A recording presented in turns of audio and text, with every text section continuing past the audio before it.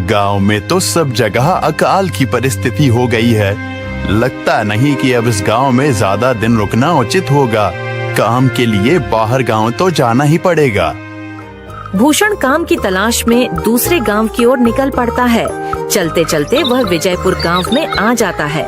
वहां उसका रहने का कोई ठिकाना नहीं था और उसके पास कोई काम भी नहीं था। चलते चलते वह एक अमीर किसान जगत सेठ के पास आ पहुंचता है। सेठ जी, मैं भूषण दूसरे गांव से आया हूँ। हमारे गांव में अकाल की परिस्थिति हो गई है। लोगों के खेत सूखे पड़े हैं। गांव में बूंद बूंद पानी के लिए लोग तरस रहे हैं। अगर मुझे आपके पास कुछ काम मिल जाएगा तो बहुत कृपा होगी बड़े भाई। अरे रे, लगता है तुम्हारी हालत बहुत खस्ता हो गई है। ठीक है, वैसे मेरे पास एक काम तो है, पर लगता नहीं कि तुम वो कर पाओगे। सेठ जी, आप चिंता ना करें। मुझे आप कोई भी काम दे सकते हैं। मैं वो काम पूरी मेहनत और ईमानदारी से करूंगा। अच्छा ठीक है भूषण, तो कान खोल कर सुन लो। मेरे पास 50 गायें और 50 भैंसे हैं। तुम्हें हर रोज इन जानवरों का गोबर निकालना होगा और रोज सुबह शाम उन्हें चारा पानी देना होगा। महीने के आखिर में तुम्हें इस काम के लिए 200 रुपए मिलेंगे। और हाँ, 2 वक्त का खाना भी हमारी तरफ से मुफ्त दिया जाएगा। बोलो, क्या तुम ये काम कर पाओगे? अरे बाप रे, 50 गाय और भैंसों को संभालना आसान काम नहीं है। पर अब मैं कुछ कर भी तो नहीं सकता और ऊपर से सेठ जी 2 वक्त का खाना भी दे रहे हैं। ठीक है सेठ जी, मैं ये काम कर लूंगा, पर एक विनती है। हाँ बोलो भूषण, क्या बात है? सेठ जी, अगर आपको समस्या ना हो तो क्या मैं आपके गायों के साथ गौशाला में रह सकता हूँ? सेठ जी, मैं इस गांव में नया हूँ। मेरा रहने का कोई ठिकाना नहीं है। जग्गा सेठ थोड़ी देर तक सोचता है और भूषण को ऊपर से नीचे तक देखने के बाद उससे कहता है, ठीक है भूषण, तुम गौशाला में रह सकते हो। जी धन्यवाद सेठ जी। तब से भूषण गौशाला में रहकर अपना काम करने लगता है। वह रोज जल्दी उठकर गाय और भैंसों का गोबर निकालता, उन्हें चारा डालता और समय पर पानी भी पिलाता था। हर रोज भूषण अपना काम ईमानदारी और पूरी मेहनत से करता था। जगत सेठ को भी भूषण का काम बहुत पसंद आने लगा, क्योंकि वह अपना काम सफाई से करता था। एक दिन जगत सेठ भूषण को बुलाकर उससे बोलता है, भूषण, मुझे तुम्हारा काम बहुत पसंद आया है। तुम गाय और भैंसों का अच्छा ख्याल रख रहे हो, इसलिए दूध की गुणवत्ता भी बढ़ गई है और गायें पहले से ज्यादा दूध भी दे रही हैं। इसलिए मैं आज से तुम्हारी तनख्वाह बढ़ाकर पूरे 400 रुपए कर रहा हूँ। आपका बहुत बहुत धन्यवाद सेठ जी। कुछ दिन ऐसे ही बीतने लगते हैं। भूषण जगत सेठ के पास बहुत मेहनत और ईमानदारी से काम करता है। धीरे धीरे भूषण के पास अच्छा खासा रुपया जमा हो जाता है, जिससे वह अपने लिए छोटा सा रहने लायक एक कुटिया बनवा लेता है। उस गौशाला में सोकर तो नाक से गोबर की गंध अभी भी नहीं जा रही। अब आखिरकार मुझे अपने घर में चैन से सोने को तो मिलेगा। तब से भूषण जगत सेठ के पास गौशाला में काम करने आता और 2 वक्त का खाना खाकर अपने घर सोने के लिए चला जाता था। कई साल ऐसे ही बीत जाते हैं। भूषण की मेहनत के कारण उसके पास अच्छा खासा रुपया जमा हो जाता है। एक दिन भूषण जगत सेठ से बोलता है, सेठ जी, आजकल गांव में चोरी की समस्या बहुत बढ़ गई है और मेरे पास कुछ रुपए भी जमा हैं जो मैंने अपने घर में रखे हुए हैं, पर मुझे उन पैसों की चोरी की चिंता हो रही है। आपको तो पता है कि मैं दिन भर आपके पास ही काम करता हूँ और सिर्फ रात में ही घर सोने जाता हूँ, इसलिए मुझे रोज उन पैसों की चोरी की चिंता सताती है। हाँ भूषण, तुम बात तो बिल्कुल सही कह रहे हो। आए दिन गांव में नए नए चोरी के किस्से सामने आ रहे हैं और दिन भर तो तुम्हारा घर खाली ही रहता है, तो चोरी होने की संभावना तो जरूर है। जगत सेठ थोड़ी देर सोचता है और फिर भूषण से कहता है, देखो भूषण, ऐसे समय में तो गांव में एक ही जगह है जहां पर तुम्हारा धन सुरक्षित रह सकता है, और वो है जमींदार का घर। क्या जमींदार का घर? हाँ भूषण, इस गांव के जमींदार बहुत ईमानदार और दयालु हैं। ऐसा मैंने कुछ लोगों से सुना है और उनके घर पर बहुत सारे पहरेदार भी हैं, तो चोरी होने की संभावना बहुत कम है। तुम अपने पैसे उनके पास रख सकते हो। अच्छा, ऐसा है क्या सेठ जी? ठीक है, फिर आज ही मैं जमींदार जी से मिलकर बात करता हूँ और उन्हें अपनी समस्या बताता हूँ।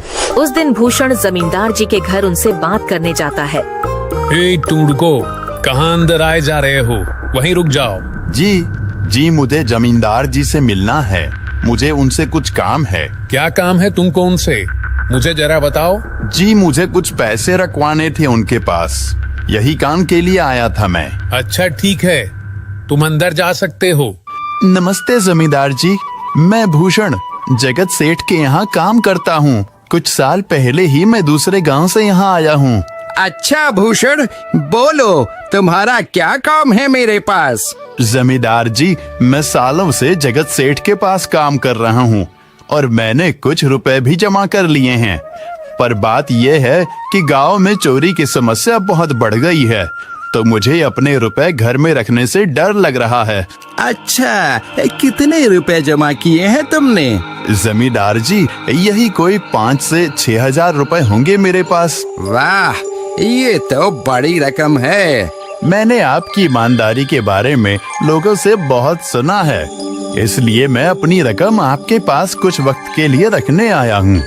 हाँ भूषण, तुमने बिल्कुल सही सुना है। तुम्हारी रकम मेरे पास पूरी तरह से सुरक्षित रहेगी। तुम अब चिंता ही छोड़ दो, मैं सब देख लूंगा। भूषण अपने पैसों की थैली जमींदार को दे देता है। ये पूरे 5,800 रुपए हैं, आप गिनकर देख लीजिए। गिनने की क्या जरूरत है? तुम तो जगत सेठ के आदमी हो, मुझे तुम पर पूरा विश्वास है। जमींदार जी, आपका बहुत बहुत धन्यवाद। अब मुझे चोरों का कोई डर नहीं है, क्योंकि मेरे पैसे सुरक्षित हाथों में हैं। अरे भूषण, कोई बात नहीं, धन्यवाद तो मुझे बोलना चाहिए, जो तुम मेरे पास आए अपने रुपए रखने के लिए। भूषण अपने पैसे जमींदार को देकर अपने घर चला जाता है। हाँ भूषण, तुम्हारे पैसे मेरे हाथों में ही अच्छे लगते हैं। ऐसे ही भूषण ईमानदारी और मेहनत से जगत सेठ के यहाँ काम कर रहा था। देखते ही देखते 2 साल ऐसे ही बीत जाते हैं। एक दिन भूषण सोचता है, अब बहुत साल हो गए जगत सेठ के यहाँ काम करते हुए। वैसे सेठ जी तो बहुत अच्छे इंसान हैं, पर सोच रहा हूँ कि खुद की जमीन लेकर उस पर मेहनत करूँ, तभी मैं बड़ा आदमी बन सकता हूँ। अब जो मेरे पास थोड़े कुछ पैसे हैं और जो जमींदार के पास कुछ पैसे संभालने के लिए दिए हैं, वो जमा करके थोड़ी जमीन खरीद लूंगा।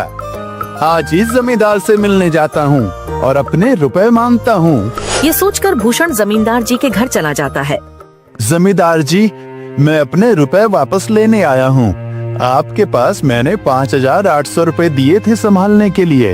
अरे भाई साहब, मैंने पहचाना नहीं आपको, वैसे कौन हो आप? अरे जमींदार जी, मैं भूषण हूँ। पिछले साल मैंने आपको पैसे संभालने के लिए दिए थे, याद आया कुछ?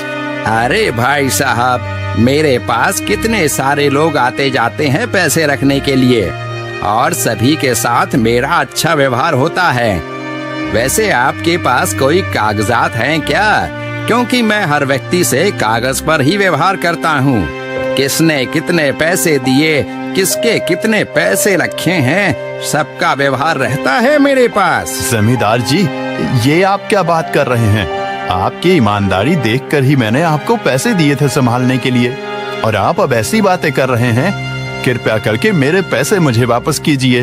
हाँ भूषण, मैं ईमानदारी से ही काम करता हूँ, इसलिए तो तुमसे मैं डॉक्यूमेंट्स मांग रहा हूँ। क्या तुम्हें पता नहीं, जब तुम किसी से पैसों का व्यवहार करते हो तो तुम्हें स्टाम्प पेपर पर लिख कर देना पड़ता है।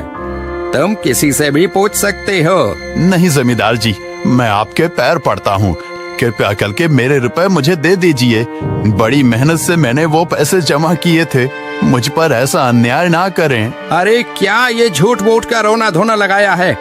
लगता है तुम ढोंगी हो और मेरी ईमानदारी और भोलेपन का फायदा उठाकर मुझसे ये रुपए लेने आए हो। रुक, तुझे अभी सबक सिखाता हूँ। जमींदार अपने आदमियों को बुलाकर भूषण की पिटाई करने को कहता है। इसे तब तक मारो जब तक ये बेहोश ना हो जाए। इस 2 कौड़ी के आदमी ने मेरी ईमानदारी पर सवाल उठाया है, इसे छोड़ना मत। जमींदार के आदमी भूषण को डंडे से खूब मारते हैं। फिर भूषण दुखी होकर अपने घर चला जाता है। भूषण के शरीर पर घाव के निशान स्पष्ट दिखाई दे रहे थे। 2 दिन से भूषण घाव के दर्द के कारण जगत सेठ के घर काम के लिए नहीं जा पाता है। इसलिए अगले दिन जगत सेठ भूषण के पास आ जाते हैं। वह देखते हैं कि भूषण खाट पर सो रहा है और वह बड़ा ही चिंता में नजर आ रहा है। भूषण भाई, तुम 2 दिन काम पर नहीं आए, क्या हुआ भाई? तबीयत ठीक है ना तुम्हारी? कुछ समस्या है क्या? अरे सेठ जी, आप खुद यहाँ आए हो। आप खबर भिजवाते तो मैं खुद चला आता। अरे भूषण, कोई बात नहीं, तुम्हें देखकर लगता है तुम बीमार हो। क्या हुआ है तुम्हें? जगत सेठ, क्या बताऊं, जिस जमींदार के पास पिछले साल मैंने अपने पैसे संभालने को दिए थे, वो आज मुझे पैसे वापस नहीं करना चाहता। वो बहुत लालची इंसान है, वो लोगों को ठग रहा है। और जब मैंने बाद में गिड़गिड़ाना शुरू किया तो उसने डंडे से मार मार कर मेरी पिटाई करवा दी और मुझे वहां से धक्के मार कर निकाल दिया। अरे बाप रे, ये तो बड़ा ही गंभीर विषय है। मैंने तो जमींदार के बारे में अच्छा ही सुना था, पर मुझे भी नहीं पता था कि वो इंसान इतना गिरा हुआ है। तभी मैं सोचूं, हर साल उसकी संपत्ति इतनी ज्यादा कैसे बढ़ रही है। मुझे माफ कर दो भूषण, मैंने ही तुम्हें जमींदार के पास जाने को बोला था। गलती तो मेरी भी है। नहीं जगत सेठ, आप तो मेरा अच्छा ही सोच रहे थे। ये तो उस जमींदार का लालच है। अब लगता नहीं मेरे पैसे उस जमींदार से वापस मिलेंगे भी। भूषण, मेरे पास एक तरकीब है जिससे मैं तुम्हारे पैसे तुम्हें वापस दिला सकता हूँ। जगत सेठ भूषण के कान में सारी तरकीब बताता है। ठीक है सेठ जी, हे ऊपर वाले, ये तरकीब कामयाब होने दीजिए। अगले दिन जगत सेठ बहुत सारे पैसों को एक सूटकेस में भरकर खुद जमींदार के घर जाता है। अरे जगत सेठ, आज आप खुद यहाँ? बोलो भाई, इस गरीब के घर कैसे आना हुआ? हमारा तो ये सौभाग्य है कि आप जैसे धनी आदमी के चरण हमारे घर में लगे हैं। नमस्ते जमींदार जी। अरे जमींदार जी, आप तो मुझे अब लज्जित कर रहे हैं। वैसे मैं कुछ महीनों के लिए दूसरे राज्य में व्यापार करने जा रहा हूँ। मैं ये लगभग 50,000 रुपए लाया हूँ। मुझे डर है कि कहीं ये चोरी ना हो जाए। क्या आप मेरे सारे पैसे अपने पास संभाल कर रख सकते हैं? आपके सिवाय इस गांव में और किसी पर भरोसा नहीं कर सकता। अरे जगत सेठ, ये भी कोई पूछने की बात है? मेरे पास आपके पैसे बिल्कुल सुरक्षित रहेंगे। आप निश्चित होकर व्यापार करने जा सकते हैं। इस बार तो बड़ी मछली हाथ लगी है। बार बार ऐसा मौका नहीं मिलता। भारी माल हाथ में लगने वाला है। तभी वहाँ पर भूषण आ जाता है। अरे भूषण, तुम? अच्छा हुआ तुम आ गए। मैं तुम्हारे पास ही आने वाला था। मुझे माफ करना, उस दिन तुम्हें पहचान नहीं पाया। इतने सारे लोग मेरे पास आते हैं तो जरा परेशानी होती है, पर मैं अपनी बातों का बड़ा पक्का हूँ। हाँ रुको, मैं तुम्हारे सारे पैसे अभी देता हूँ। जमींदार भूषण के सारे पैसे उसे लौटा देता है। माफ करना भूषण, मेरे आदमियों ने तुम्हारे साथ उस दिन बदतमीजी की। मैं आज ही उनको काम से निकालता हूँ। भूषण बिना कुछ बोले वहाँ से चला जाता है। अरे क्या बात है जमींदार जी, आप तो अपने बातों के बहुत पक्के हैं। तो ठीक है, मैं अपने सारे पैसे आपके पास रख सकता हूँ। जगत सेठ इतना बोल ही रहा था कि तभी वहाँ जगत सेठ का नौकर आ जाता है। मालिक, अब आपको बाहर के राज्य में जाने की कोई जरूरत नहीं है। अभी अभी व्यापारियों का संदेश आया है और उसने कहा कि वो खुद हमारे गांव आ रहे हैं। अरे ये तो बहुत बढ़िया बात हुई। अब मुझे इतनी दूर नहीं जाना पड़ेगा। सुन रहे हो जमींदार जी, व्यापारी यहाँ आ रहे हैं। अब मुझे नहीं लगता कि ये पैसे आपके पास रखने का कोई मतलब होगा। चलो, आपका बहुत बहुत धन्यवाद। आपने इतनी ईमानदारी दिखाई मुझे।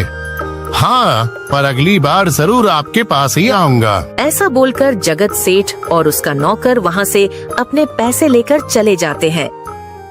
धत तेरी की, ये क्या हो गया? ये 50,000 तो चले गए और जो भूषण के 5,800 रुपए हड़प लिए थे वो भी चले गए। आपका बहुत बहुत धन्यवाद सेठ जी।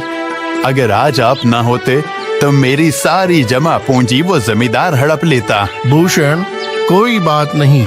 जो व्यक्ति मेहनत और ईमानदारी से कमाता है, ऊपर वाले उसका कभी बुरा नहीं होने देते, और जो हराम की कमाई का खाता है उसका कभी अच्छा नहीं होने देते।